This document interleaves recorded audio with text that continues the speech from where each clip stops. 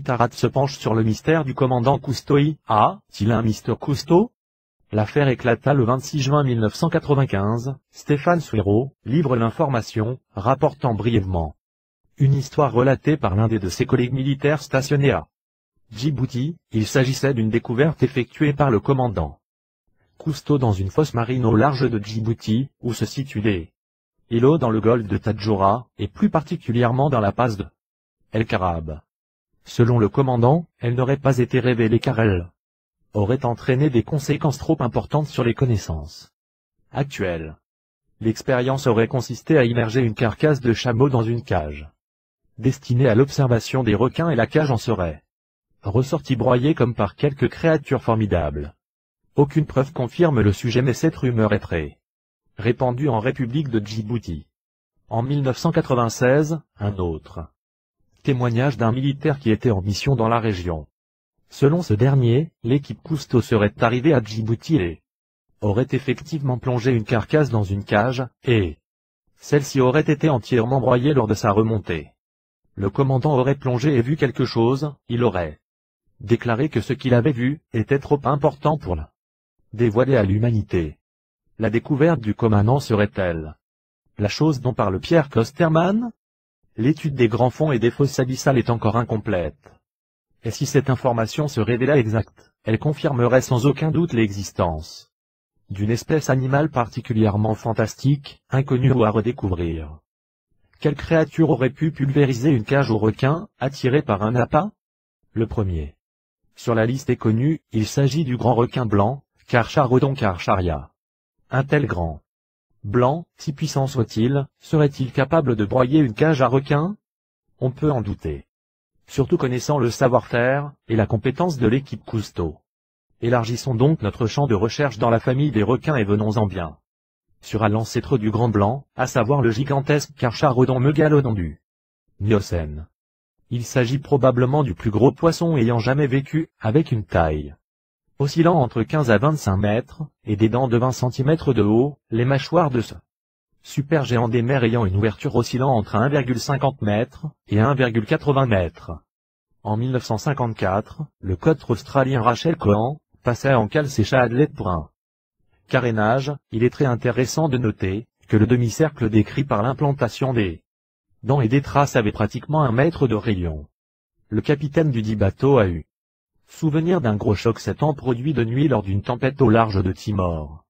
Après une étude approfondie de la coque, des ichtologues australiens ont conclu que l'animal possesseur d'une telle dentition devait mesurer approximativement 24 mètres.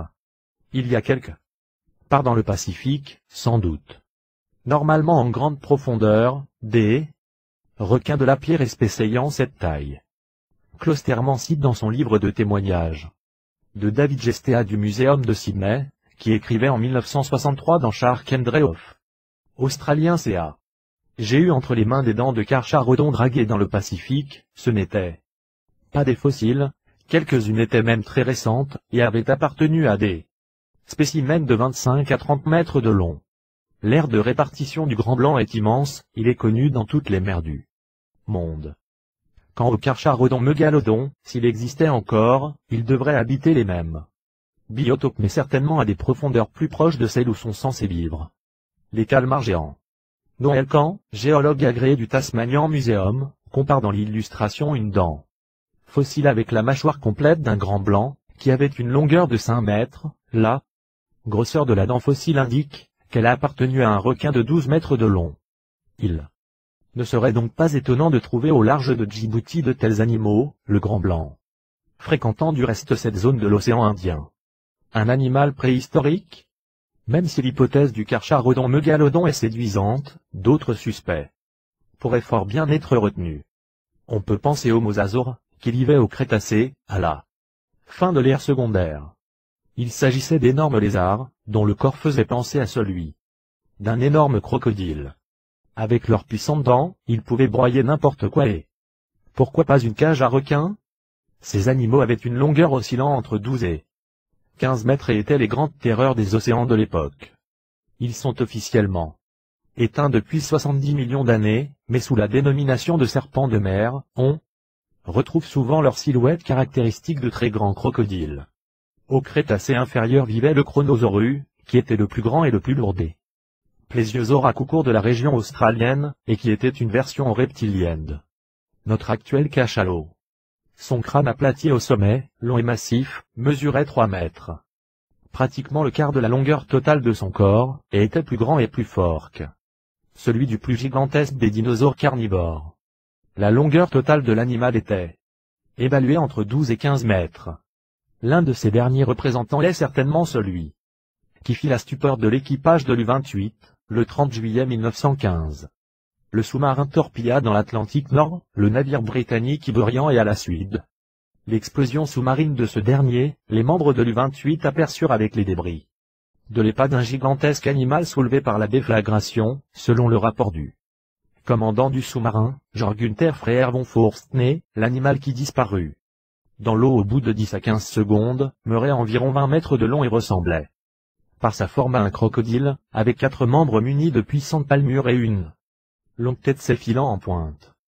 Étonnant témoignage, surtout lorsque l'on sait qu'il vient d'un marin professionnel.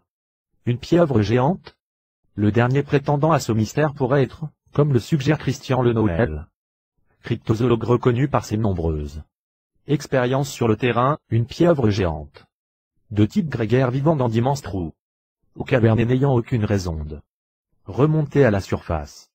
L'exemple le plus significatif de l'existence de tels monstres est celui relatif au cadavre retrouvé à Saint-Augustine en 1896, dont les restes immenses appartenaient à une espèce de pieuvre dont les mensurations n'ont aucune commune mesure avec les plus grosses que nous connaissons actuellement.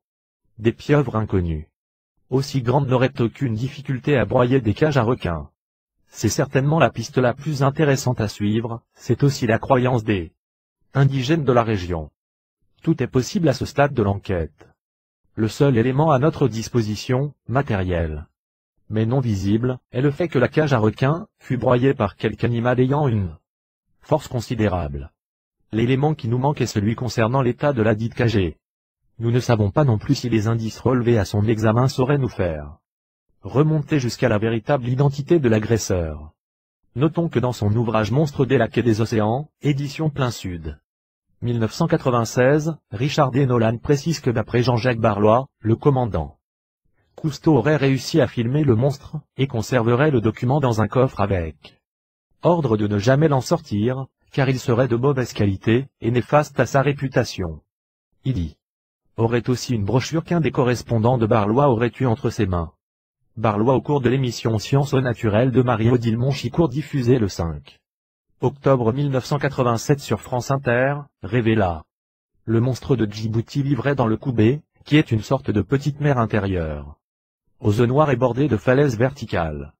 Le monstre y serait entré autrefois et ne pourrait plus en ressortir, soit parce qu'il a grandi, soit parce que les courants l'empêchent de partir.